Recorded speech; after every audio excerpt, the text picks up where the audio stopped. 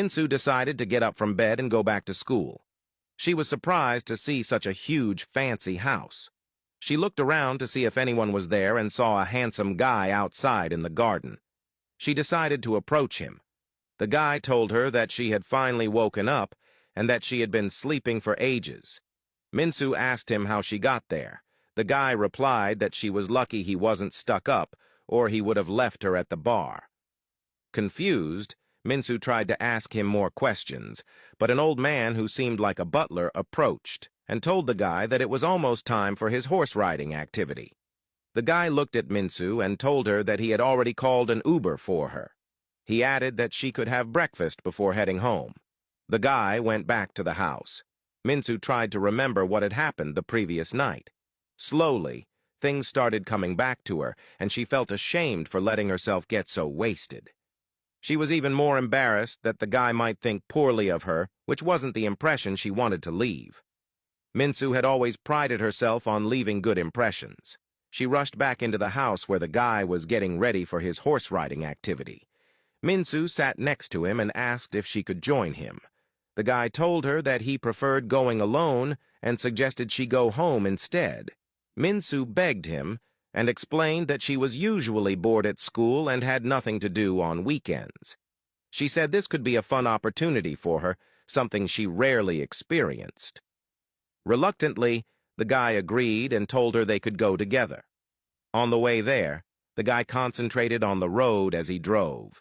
Minsu, on the other hand, was excited to be doing something fun for the first time. She also wanted to leave a good impression. She looked at him, admiring how handsome he was.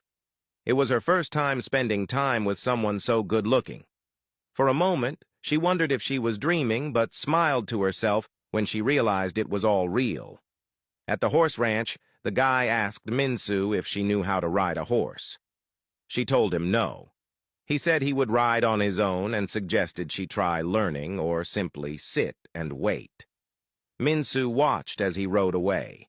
She wondered what kind of person he was. He appeared tough on the outside, but seemed gentle and kind. As she admired him making rounds on his horse, the guy felt bad and came back to her. He told her he would teach her how to ride. They got on one horse together and began trotting slowly. Minsu could feel his entire body pressed against hers. She felt his breath on her neck as he guided her. She wondered if this was what it felt like to be close to a guy. In her 21 years, she had never been with anyone, or even had her first kiss. She quickly shook off her thoughts, and reminded herself that she didn't know him well, and just wanted to leave a good impression. After the horse-riding session, the guy took Minsu to a nearby cafe. They sat together in awkward silence until an old woman, who seemed to be the owner, approached them.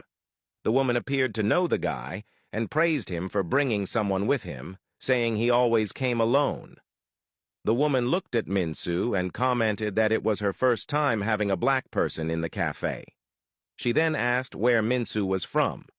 Before Minsu could answer, the guy quickly replied, saying she was Korean, and asked the woman to bring them food. Touched by his response, Minsu thanked him. The guy told her not to let anyone undermine her.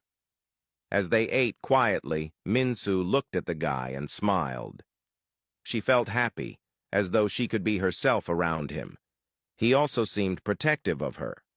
The guy then asked if her parents were born in Korea.